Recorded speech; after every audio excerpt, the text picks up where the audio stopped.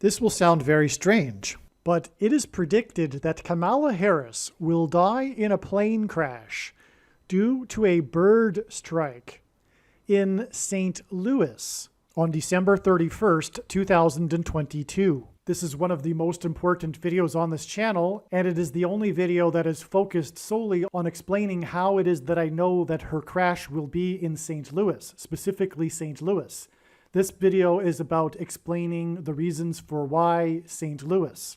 The post date of this video proves that this prediction is being made ahead of time, as does this timestamped email and forensic notes PDF document. If you are skeptical for some reason, please email me and I will forward these to you. Today's date is October 17th, and there is zero news of where Kamala Harris will be on December 31st. She doesn't really announce where she's going to be very often ahead of time anyway. But this is more than 2 weeks in advance, and so there's no way that Kamala Harris would be announcing dates like that far in advance. All right, as you just heard, this video was originally recorded in mid-October. It was learned in mid-October. It has been known since the autumn of 2020 that Kamala Harris will die in a plane crash. However, it became known in mid-October that the crash would be in St. Louis. And since that time, now it is mid-December, the prophetic signs on December 18th that God revealed clearly demonstrated that Kamala Harris will die in a plane crash as she is traversing the country back home from Los Angeles to Washington, D.C.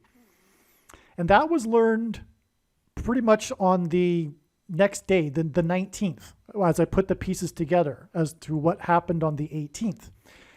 And a few days after that, today, as I'm recording this, I decided, it occurred to me to look up the flight path. And sure enough, the analysis is correct because the flight path over the country from Los Angeles to Washington, D.C., in fact, goes directly over St. Louis. It's absolutely astounding. And this is more confirmation that the analysis for the prophetic signs that occurred on December 18th are correct. And furthermore, much more than that, the big picture of signs prior to December 18th was pointing to St. Louis and December 31st. But the manner in which she will crash, which will be turbulence. One of the prophetic signs on the 18th was turbulence, and turbulence will bring her plane down to St. Louis. And then as she is coming in for a landing, she will suffer, or her plane will suffer, a bird strike to its engine. This is how the Lord will do it, and all of the pieces have come together now. It's absolutely astounding beyond words.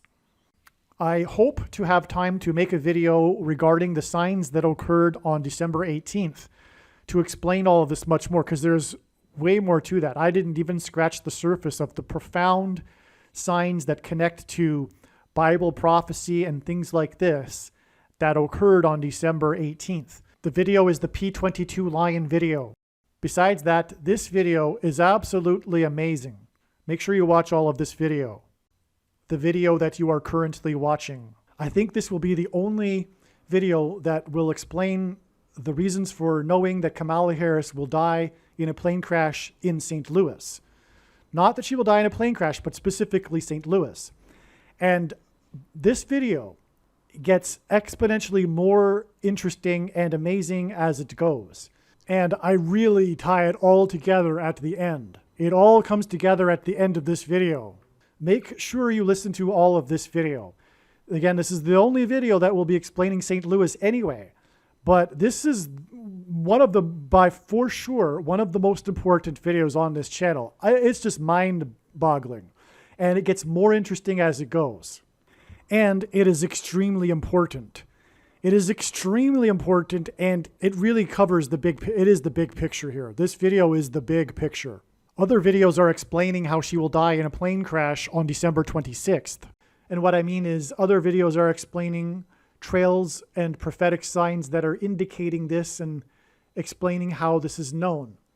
This video in particular is explaining how it is known that she will die in St. Louis, specifically St. Louis. At least this is what I believe God's big picture of signs is indicating. To begin with, I'm just going to quickly read a short email that I wrote, and then I will get into some more explanation. This email that I wrote was written before November 3rd, when God had been pointing to November 3rd, and countless other videos on this channel explain the prophetic signs that occurred on November 3rd.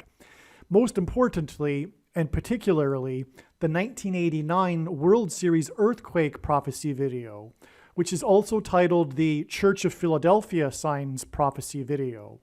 And so I won't explain here in this video the signs that occurred on November 3rd, but this email that I will now read will explain the signs and connections that God was using to point to the date November 3rd. And just to be clear, I'll say it one more time. The signs that occurred on November 3rd confirmed all of the analysis for November 3rd that God was pointing to November 3rd. And so the rest of the information in this video, a lot of it will talk about November 3rd, and it is all confirmed with the signs that occurred on November 3rd, which are explained in the other videos. This email is documenting the prediction that Kamala Harris will die in a plane crash due to a bird strike in St. Louis, Missouri, on November 3rd, 2022. An eclipse is the result of the sun being exactly 400 times further away from the Earth than the moon, and exactly 400 times bigger than the moon. The Great American Solar Eclipse in the 17th year of this century peaked near St. Louis and over an area of the country nicknamed Little Egypt. In the Bible, Pharaoh in Egypt persecuted the Jews for 400 years, and Pharaoh is Antichrist symbolism. Exactly 400 days before the bird strike of Harris's plane on November 3rd was the day that the St. Louis Cardinals' historic 17-game win streak came to an end in St. Louis. This was the same day that the Blue Jays player broke the record for home runs in a season for a second baseman at 44 home runs. From the Bible, the number 17 is symbolism for the Antichrist, who is the 44th president that will serve a second presidency after he will replace Harris. This was also the day that U.S. Fish and Wildlife declared 23 species extinct, including a bird named Lord Godbird that hadn't been seen since 1944. The 44th president wore basketball jersey number 23 in high school. This is merely scratching the surface of the reasons for how this prediction is known in advance. For more information, please read the website trumpprediction.com. All right, now let's break this down a little bit. In astronomy, the grand coincidence, and this is an astronomical term, the grand coincidence is that the sun is exactly 400 times further away from the moon to Earth and is also exactly 400 times bigger than the moon. And this is what produces perfect solar eclipses. And as far as we know, this is the only place in the universe which there is able to view perfect solar eclipses. And this is the grand coincidence. And it's exactly 400, which isn't an odd number. It's an even number. And as I was saying, Pharaoh in the Bible persecuted the Hebrews in Egypt for 400 years. And so this eclipse that traversed over America peaked right in the center of the country over an area of the country nicknamed Little Egypt. And so this is a huge coincidence in itself. But it is pointing to the Antichrist. And, well, the second solar eclipse that will traverse over America in 2024 will pass over the path of totality of the first eclipse that occurred in 2017, exactly where it peaked, which is over Little Egypt, and also a place named Cairo, Illinois. In the Bible, the Antichrist is described in Isaiah chapter 31, and this chapter begins with, "Woe to those who go down to Egypt and rely on horses." Well, Barack Obama, right after becoming president, went down to Cairo, Egypt, to deliver his famous Cairo, Egypt speech in order to tell the Muslim world that America is no longer a Christian nation. And also, when he was a U.S. Senator, he went down to Cairo, Illinois, to deliver a speech.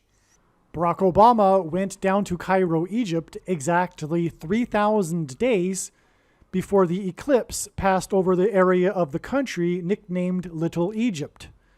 In the Bible, after the Hebrews were delivered from Pharaoh, which is symbolism for the Antichrist, out of Egypt, 3,000 souls perished in God's judgment in the wilderness. These two eclipses that cross over each other, engender an X, if you will, over the country. But more accurately, it is symbolism for a Tav mark, the letter Tav in the Hebrew alphabet. Now, the letter Tav is the last letter and the 22nd letter in the Hebrew alphabet. The Tav in Ezekiel chapter 9 is the inverse of what is described in Bible prophecy in the book of Revelation as the mark of the Antichrist. So the mark of the Antichrist in Bible prophecy is this thing that if you take, you will go to hell. And if you don't take it, it says that you won't be able to buy or sell and participate in society. You won't be able to, for example, buy the rationed food when there is food shortages very soon. And so this mark of the Antichrist, the inverse of it is the Tav mark. And the Tav is the 22nd letter, and it's the last letter in the Hebrew alphabet. Well, the mark of the Antichrist is described in the last book of the Bible, which is the book of Revelation, which is the 22nd of 22 books in the Bible that have a total of 22 chapters. And so that is more confirmation that the Tav mark is symbolism for the mark of the Antichrist. And again, the Tav mark is what is engendered with these two eclipses that are 7 years apart. In Daniel chapter 9, we have a symbolic 7 years described as being the period of the end times and the Antichrist's rule. It is only symbolic, and we are in that symbolic 7 years because it began symbolically in the second half of 2017, and also specifically symbolically with the Great American Eclipse that passed over the center of the country and Cairo, Illinois.